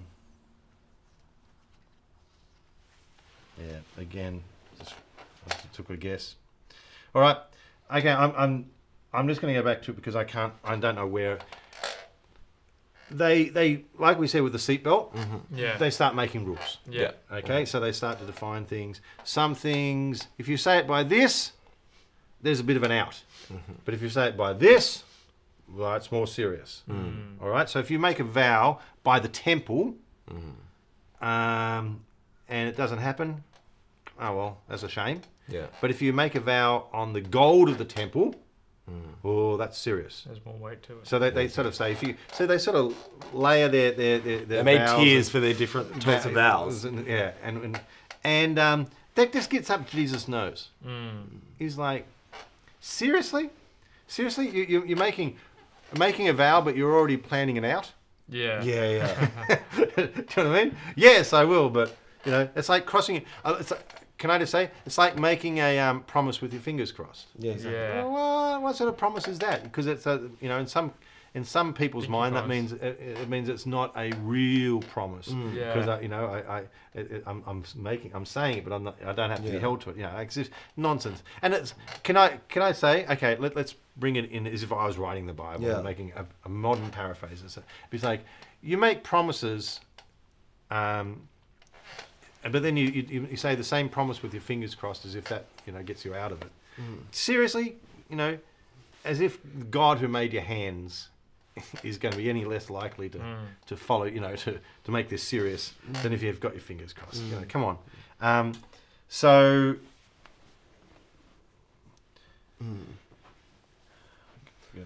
is the thing there that they're talking about, is that the fact that they put gold above the temple, or is it just the fact that they're making vows? They're too scared to put a vow on God's name because they don't want to mispronounce it, so now they're just making all these different things that they'll swear by, but putting tears in it. What's he sort of getting at there? Is it those two specific ones, or just the concept? Now, let's without you knowing the background, you got a little bit to guess, but we don't really know. Yeah. Let's see if we can work out just from what Jesus says what he's meaning. This is an example where sometimes I don't know, but I can get enough clues to get the gist. Yeah. Okay. And really what you're aiming for is not to understand this 100%, but to actually get what Jesus is saying. It's more important to understand what he's meaning and then try and find, how would that apply in my life, than it is to fully understand. Sometimes understanding does give him clarity, and I'm not saying don't worry about it. He says, okay, so whoever swears by the gold of the temple is bound by the oath. All right, so it's like you're making blind fools. Which is greater, the gold or the temple that makes the gold sacred? Yeah. And whoever swears by the altar is bound by nothing. But if anyone swears by the gift on it, he's bound by the oath. You're blind. For which is greater, the gift or the altar that makes the gift sacred? So whoever swears by the altar swears by it and by everything on it. And whoever swears by the temple swears by it and the one who dwells in it. Whoever swears by heaven swears by the throne of God and the one who sits on it. All right? Now, we haven't heard, he hasn't used the example of heaven. Yeah. They're swearing by heaven. But in each case, they're swearing by something that is tangible down here. But then they've put rules in place to say, if you swear by the altar, that's okay. But if you swear by the gift on the altar, that's a binding gift. That's a binding oath. And he says, whoever swears by heaven, swears by heaven, swears by the throne of God and the one who sits on it. Ultimately, it's like, you can't separate these things and act as if you're not doing it to God. You're not doing it to God. If you make a vow, God hears. Yeah, that's good. That's good. Really, that's if you say something, God hears. Yeah. And Jesus saying, you live your life as if you can manipulate God. The system. You can manipulate the system. Yeah, but if I do it this way, then I'm not guilty. Yeah, that's good. Always, like you said, always having that out. Yeah, I can get out. But if I do it this way, that's good. But if I do it on a Wednesday, it doesn't count. And I think there's a point where it's interesting that it's like, again, going back to what I was saying earlier in that passage about like their love of, it's like that even the things that they did consider to be more sacred were the gold and the gifts, not even the temple or the altar. It's like, I think they were like, not just that they were getting it wrong, that they were putting tears to things. So it's like the things that they were putting the most value on, God's like, no, you're getting it even the things that you're putting value on, you're putting it wrong. That's a great point. He's saying, even the way that you define these things show that you really don't get it. Yeah. You're putting more value on the thing, but not the heart, the core. And I think that's a great point that gets it. Jesus says, you don't get it, do you? It's the heart that really matters. Yeah. It's the core that matters. It's what's underneath that is really... That's what it filters. It filters from the core out, not from the out. You love the show. You love what's on the outside. You love the phylacteries. You love the tassels. You love the honor. You love the special places. God's not... That's not him. He's looking at the other side. He's looking at the inside, the part. And he said it's even represented by the fact that you put the importance on the outside, the gold, but the temple itself, which gives the gold the value. You say the sacrifice, but isn't it the fact that there's an altar there that makes the lamb becomes a sacrifice because it's put on the altar. Yeah, it becomes important because of where it is. But you are focused on what people can see and do and act. And so I think that's a great... we're catching something about his attitude. He really, really is not moved by what's on the outside, but what's on the inside. And what on the outside, if it's an expression of the inside, then that's what's important. Yeah. You know what I mean? That's good. Whoever swears by heaven swears by the throne. Woe to you, experts in the law and Pharisees, hypocrite! You give a tenth of a mint, dill and cumin, and mint and dill and cumin. Imagine just little spices. And yet you neglect what is more important in the law: justice, mercy, faithfulness. You should have done these things. In other words, tithing's not a problem. Yeah. But without neglecting the others, you got to cover the main things without doing it. And that's an important thing for some would say, okay, Jesus is concerned with in the heart, so it doesn't matter what happens on the outside. No. All right? Because that can be, okay, if he's only concerned with what's on the heart, he doesn't care what's on the outside. So, does Jesus care about what you wear? Question without notice. Is Jesus concerned with what you wear? Comment below your answers as well. We'd love to hear what you guys are thinking. Is Jesus concerned with the hairstyle that you have, whether you get it coloured or not? I'm getting this cut. Natural. All natural, people. Is Jesus, is Jesus concerned if you get a tattoo? Yeah. Is Jesus concerned with if you wear chains, hanging from different parts of your body? Okay, because we've just said he's concerned with the heart. Yeah. He's not concerned with the outside. Yeah. Or did I say that? No, it says do that, but not without neglecting. Yeah. Yeah. What does that look like? So we say, okay, Jesus is concerned with the heart, therefore he is not concerned with the outside. No. What does it? Would it mean that more that? I'm only concerned with what's on the outside as a reflection of what's happening on the inside. Yeah, that's it. That's probably I think that's probably what I'm thinking is okay, I've had this conversation with people and stuff because, okay, we don't wear suits to church. Yeah. Okay, and it's some people are oh, how dare you not putting your best before God? I'm like, no. I hate wearing suits. I find them uncomfortable and I find them frustrating. And if I'm wearing a suit, I'm spending the whole time thinking about how quickly I can get out of a suit. Okay? Yeah. If I was to wear a suit, I would, in my mind, it'd be almost a bit pharisaical because I'd be more interested in showing everyone else that I'm doing the right thing. If I want to do my best before God, I'd find one of my favorite t-shirts and one of my favorite shirts. I'd wear it over like this. Yeah. I'd wear a pair of jeans or my favorite pair of chinos sort of thing. And I would wear that because for me, that is me giving my best to God. But my best doesn't look the same as what other people would consider their best. So it's for me, my best will look like this. So I'm going to wear, this is how I honor God. It's this is what I love. This is my favorite. This is what I do. So I'm going to take my best and give it to you in that sense, Yeah. Does that make sense? There's a sense what's happening on the outside can be a reflection of the inside. It should be the reflection of the outside. But if I have no thought for the outside, it can be I don't care how I'm representing and I don't care what people think about God.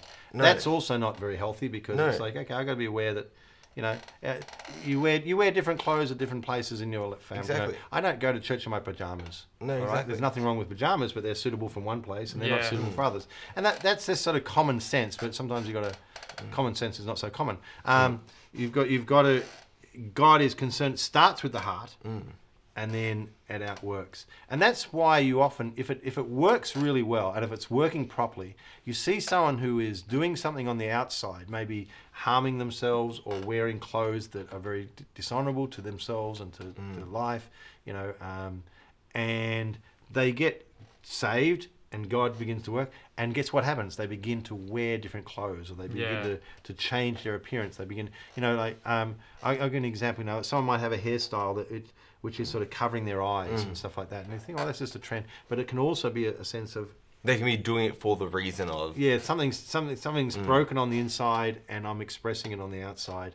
And then changes, and then it just changes. So we could have a rule, no hairstyle this way, you know, but what you want better is work from the inside and let it come out. But it doesn't work backwards, and you can say, well, as long as I'm right on the inside, it doesn't matter what I'm doing on the outside, because what you're doing on the outside is the only way I can know what's happening on the inside. I just had this like, thought before. I was like, I sort of imagine Jesus, like, when he's yelling at this, I don't know how this verse ends, he might say something similar to this, but it's like he'd go and it's like, why would you do this? And it's like, I kind of imagine the Pharisees being like, oh, right, okay, so we will put the altar first and we won't care about the gold. It's like, no. And it's like Jesus is saying, he's like, it'd be like the Pharisees are saying, like, Jesus, give us a set of rules. And he's like, I don't want to give you a set of rules, because if I'm giving you a set of rules, it means you're trying to do the wrong thing and I'm trying to stop you. He's like, I want you to get the heart so you can do the right thing. And it's like, that's the key. The heart means it'll flow out. You doing the right thing out here. You'll do, the outward will become right if you're doing the right thing in the heart. It's like people who are constantly looking to create rules, you know, it's like, you know, I think in terms of things like sport, which is my world. It's like, if someone's, a coach is bringing in a new system or a new way of playing, you know, often he'll have to start by setting up a bunch of rules, okay? Yeah. We're gonna be more aggressive, so we'll always, when we get a kick in out of behind, we're gonna kick in down the middle because we're gonna be aggressive. So we'll set a rule. He's not saying that that's the goal is to kick in and down the middle. He's saying the heart is that we want to be aggressive and be more attacking offense. Eventually, he wants to be able to remove that rule because he wants to be able to say, just be aggressive and do whatever will be the best to do that. But sometimes at the start, you have to make a rule to implement something, something new, and go against.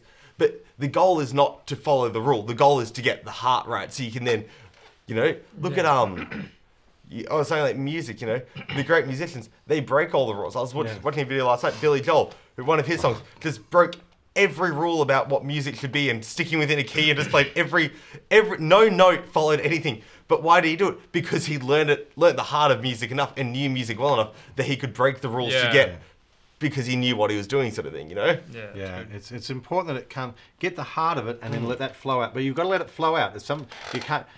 I can't know what's in your heart until I see what's coming. But it's got to be from the heart. So blind guides, you strain out a gnat, yet swallow a camel. You focus on the wrong things and miss the bigger pictures. And that's never happened in churches ever. You know, where we get caught up in something and forget the bigger pictures of God's good justice and grace and reaching the world and all the other things. Churches would never do such a thing. Woe to you experts in the law and Pharisees, hypocrites! You clean the outside of the cup and the dish, but inside they are full of greed and self-indulgence. I like how sort of just we're gonna break the metaphor from it. It's like you clean the outside of the cup, but inside they're full of greed and self-indulgence. Because we couldn't really think of a metaphor that kept this working, so we're going to break it for a second. But full of dirt. Well, listen, I'll just name it. I'll just name Greed, self-indulgence. They're things that upset Jesus. Okay? Greed, self-indulgence. Blind Pharisee. First clean the inside of the cup so the outside may become clean too. So see that? It doesn't say it doesn't matter what's on the outside. It's like start here and then the outside will reflect that as well. All right, so it's got to. That's why you know, simple terms. You know, our team has a dress code. Oh, aren't you concerned with what's in that? Yes, we are. But that's got to be reflected on the outside. And so we just give some guide and help people understand what that looks like. Matthew 23:27. Woe to you experts in the law and you Pharisees, hypocrites! You are like whitewashed tombs that look beautiful on the outside, but inside are full of the bones of the dead and everything unclean. That's lovely saying. You're like a tomb. It's so clean on the outside. If you go inside, You're dead. Yeah, there's a dead man. There's a dead, decaying body in there. And then this is long run up. This is what we're actually getting to when I turn to this passage. Not quite. We're almost there. But it's based on this. In the same way, on the outside you look righteous to people, but inside you are full of hypocrisy and lawlessness. Again, hypocrisy and lawlessness. He's gone, just losing the metaphor and just sort of going with these are greed. What was it? Greed and self-indulgence, and now we have hypocrisy and lawlessness. It's interesting. He says these are lawlessness means not following the law. Yeah. And so people say Jesus wasn't concerned with the law. He said your biggest problem is you're hypocrites and you don't truly follow the law. They followed the law. Yeah. That was what they were known for. They were down. They were measuring their mint. If there's one thing I couldn't call the Pharisees wrong on, was lawless. It's that they call them lawless. Yeah, you couldn't say, well, we're not lawless. We actually are hyper law. No. He's saying you're lawless because you're not following the rules as intended and what God had done. People say in Jesus, in grace, there is no law.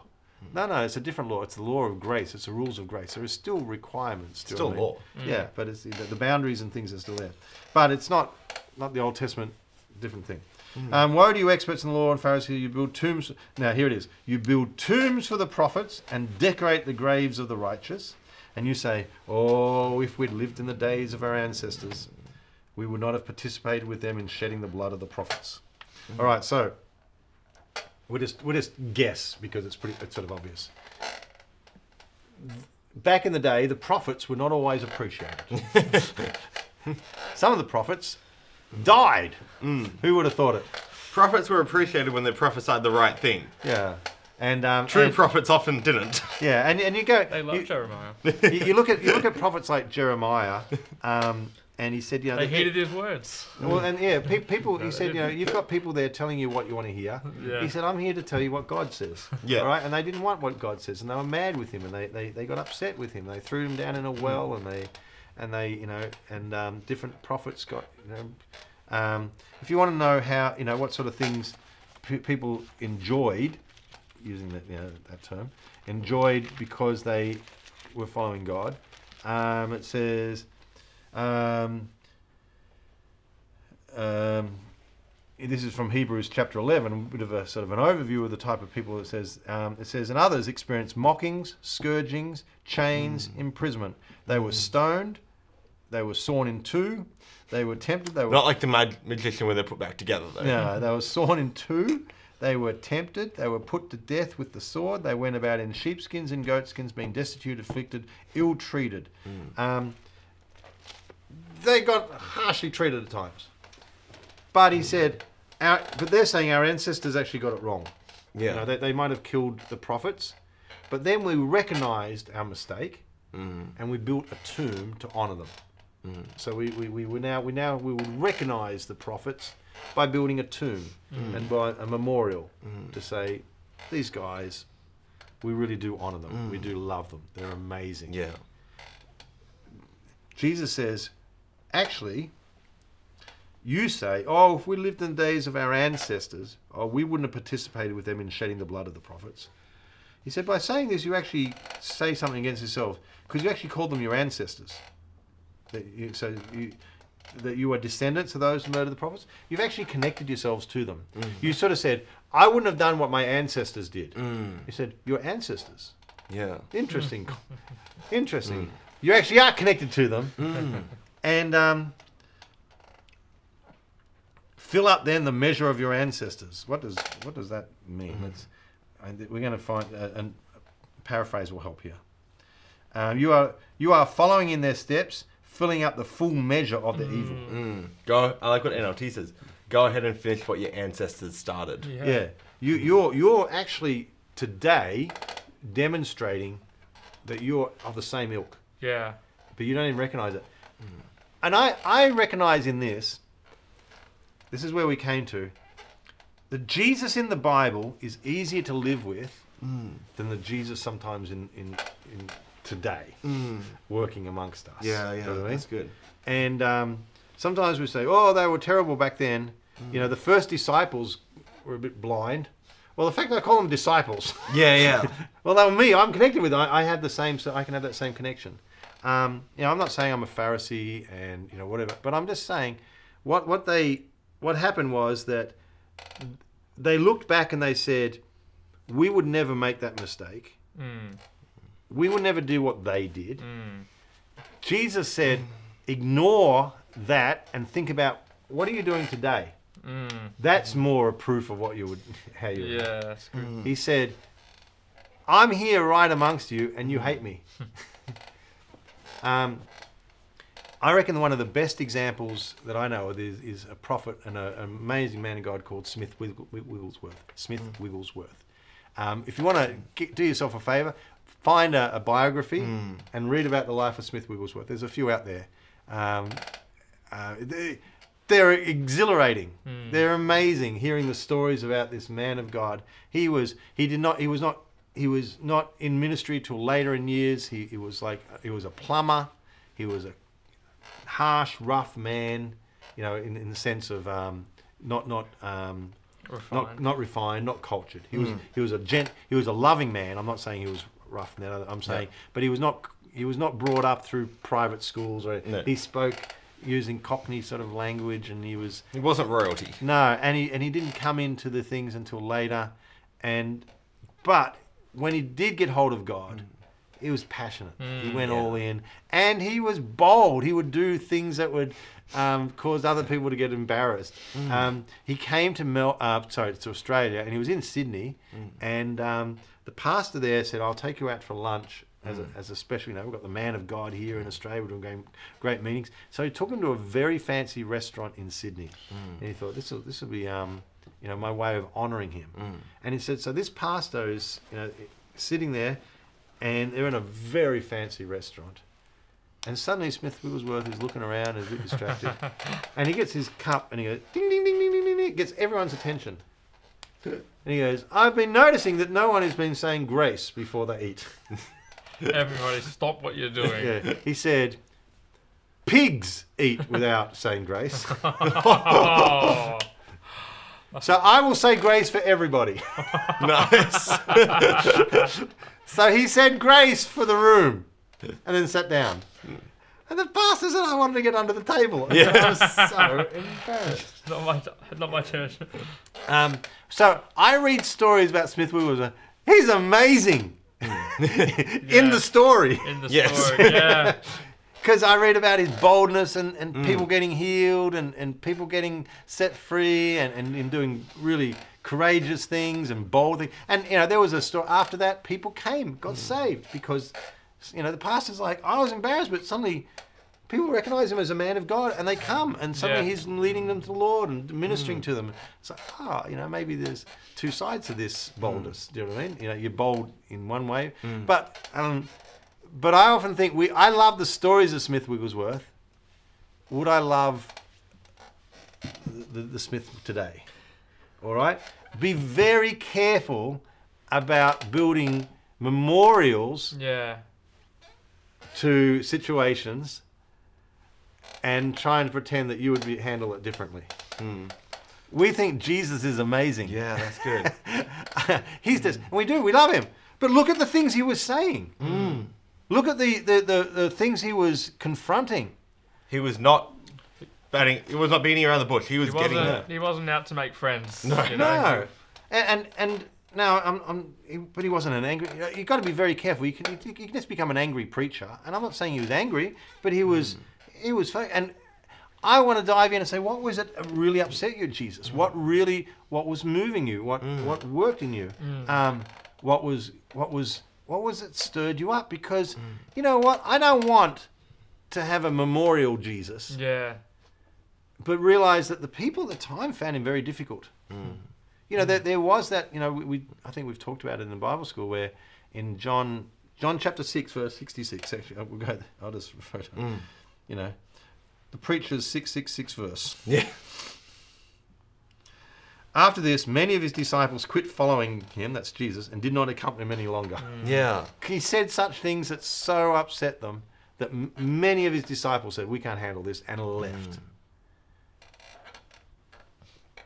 That's the sort of Jesus that could say things that could really upset you, really annoy you, really expose you. If you love the hypocritical sort of life, you will find, hopefully, this teaching very annoying. Yeah, that's it. If you're like, I don't want this. I don't. If my teaching today has made you uncomfortable, you need to lean in. Yeah, that's good. I like that. You know that's good. No one's getting any license to do anything here. It's just all I'm doing actually is just echoing Jesus. And if you're finding that is really agitating you, well, lean in, because you don't want to be someone that likes Jesus from a distance. Yeah. And builds him a nice memorial tomb. And says, he's amazing. You don't want to be someone who likes cheese. Maybe, well, one of the things about the Pharisees and what didn't make them hypocrites was that they loved Jesus when it came to, they loved to use Jesus and the harshness of the Bible and the harshness of the law to cut others down. Yeah. So maybe you're like, oh, this couldn't be me because I love the strictness, because you love to go and tell others how they're doing everything wrong, and you love to go and tell someone else how their decisions aren't Christ-like and how they're not really a follower of Jesus and they're doing this, and you like to tell everyone else they're wrong. No. That means it probably is for you. That's not, if you're saying, oh, I'm fine with this Jesus because I like to be like this. I like to be like this Jesus. No. You need to have a conversation with this Jesus about you, not others. Are you willing to receive what you're giving out to others? If you're someone who loves to cut others down about Jesus, or cut others down for what they're doing wrong, are you willing to receive the same, to a point where you'd be willing to change and stop doing that and change your heart completely? I love like you look at some of the people who are in here, the disciples, like this is what they'd been taught. You know, the disciples, this is what they'd been taught, was by the Pharisees, you know? Yeah. Like up until now, that was what they knew. And then they've gone and they've connected with Jesus, and then they've just completely changed every thought and every filter and every way of life that they've known, because it's what Jesus said. So they're just going to flip it around. Are you willing to take that same step of faith and be like, well, this is what I enjoy and this is what I do, but if it's not what Jesus says, then I'm going to completely flip everything on its head. Yeah. Look at the things I think when you sort of said, I like to go and point out to people what's, I love this sort of Jesus. I love being Matthew 23 Jesus. Yeah. And no, it says, you give a tenth of income, you neglect what is more important in the law. And if you loved pointing out people's faults, he said, well, look at what Jesus says is what you should be leaning into: justice, mercy, faithfulness. Yeah, that's good. That's not like you should be following it more accurately. It's like we should be getting the heart of God, the mercy of God, the loyalty of God. Good. These are the things that we should be championing. If people know us, are they impressed by our strictness, or are they impressed by our mercy? Yeah, that's really good. If they know you, are they impressed by your ability to toe the line and to be exact? Or do they like the fact that you show great faithfulness and loyalty, and you are passionate and about bringing justice to those around you, and making sure people are treated fairly and legally and right and honest, and honoured and things like that. If people think about you and say you're a good rule follower, that's not what Jesus wants. He says, I want people to think you're full of justice, you're full of mercy, you're so loyal. So we're going to leave it there, but because really that last, it came down to, you build tombs for the prophets, decorate the graves of the righteous, but what Jesus came and said, go on, you're just filling up, you just continue doing it. That's for reason of completeness. You snakes, you offspring of vipers, how will you escape being condemned to hell? For this reason I'm sending you prophets and wise men and experts in the law, some of whom you will kill and crucify, and some you will flog in your synagogues and pursue from town to town. So that on you will come all the righteous blood shed on earth, from the blood of that righteous Abel to the blood of Zechariah, son of Bechariah, whom you murdered between the temple and the altar. I tell you the truth, this generation will be held responsible for all these things. It's just like, wow. But what I want us to do is to carry the fact that, you know what, Jesus was really passionate about it being from the heart and being genuine. Inside out. Yeah. Inside out. He wanted it to work on the inside and work out. That's what he was looking for. And the whole they had built a life that was just totally back to front. And he was not happy with that. And so did this make him mad and sad? Probably a bit of a combination of both. Yeah. Seemed to be pretty mad. And it made him sad, I think, because... but you can say, well, what would make him glad? What's our response to this? How can we... Well, if you go back up, is it 23, I think? Yeah. Where it says... You know? What about, you know... putting value on the things that he says are important in the Lord. Justice, mercy, faithfulness, you know? Yeah. If you want to know what makes God glad, I'm going to guess putting value on those things. Yeah. Yeah, so why don't you just think about, God, how can I do things how can I build these things into my life today and not let anyone else know? Yeah, that's good. Not go out of my way to... It's interesting with this that, like what we were saying before about things that are rightfully God's, these are things that God has done freely for you, so you don't gatekeep that. Yeah. That flows now through you to others. So this wasn't like and this doesn't fit with the Pharisees because they weren't doing that. Yeah. But like these are the things that God loves. This is what He has done for us. This is what He values. Yeah. And it's these things that He's done for us. Let that flow through us and how we live inside out. Yeah. That's cool. Yeah. Let's take these things which have been particularly... That's what God has done for me. Yeah. And now let them work out through me. And let me prioritize those things. Let me become focused on those. Let me become, really. Let's see how I can get those things. Why don't we just take one aspect and you say, okay, Jesus, take one thing that Jesus has done for you. All right, just think about something that you think, I really appreciate the way Jesus has given me this. All right, just bring something to your own mind, bring it to your own heart. Think about what has Jesus done for you, and then say, Jesus, how can I bring that to someone else today? How can I bring that without trying to push myself and get any recognition for it, without having to be recognized? I just want you to get the joy of seeing me take what you've done for me and let it outwork today. Lord, can I just do that? Can I just be a blessing to someone? Can I show them mercy? Can I show them some, when it says justice, can I try and fix something has been, someone's had something wrong done to them? Can I try and fix that? Can I bring them, some sense of, restoration or peace?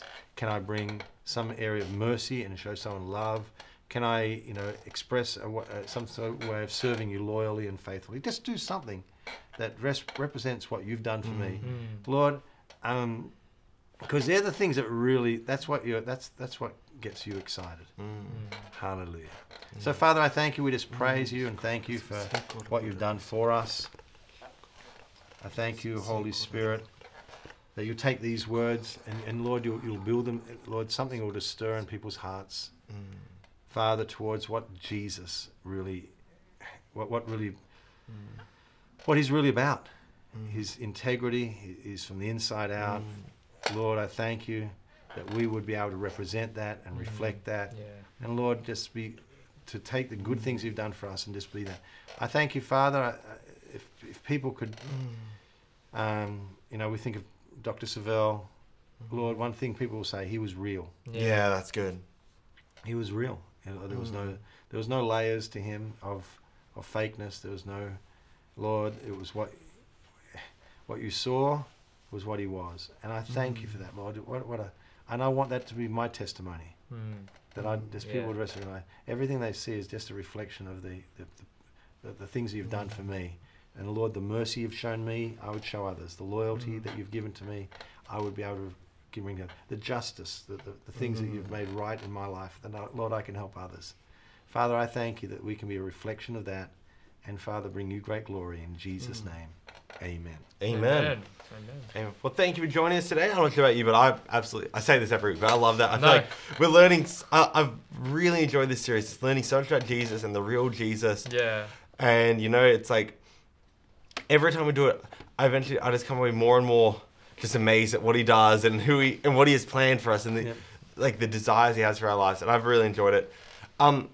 As Pastor said then, you know, Dr. Seville, the apostle of Breakthrough, who passed away earlier this week, he's a living example of not being this, you know, someone who was not a hypocrite, someone who, what he said, he lived 10 times more, you know? Yeah. What he preached, he lived 100 times stronger. There'll be things that we'll just never know. We'll just never know until heaven that we'll find out what he did. Yeah. And as I said, Brother Jerry is our apostle here at Breakthrough. We are at Heritage of Faith Church, and Brother Dr. Jerry Seville, he was the head and the founder of Heritage of Faith over in Crowley, Texas. Yeah. And as we are going to be spending Sunday, we will be doing a tribute service and honoring the legacy that Dr. Seville has left behind, and that what we can do to take on that legacy and to go forth with what he shared and the teachings that he left and the life he left behind, how we can go and continue on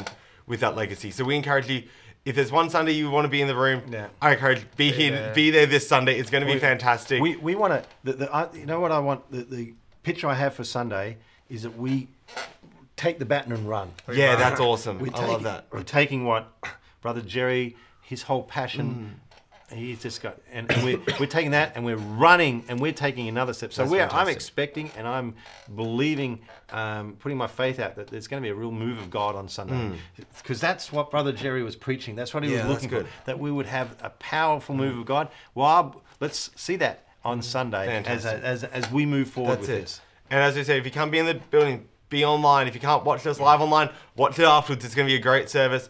That'll be Sunday at 10 a.m.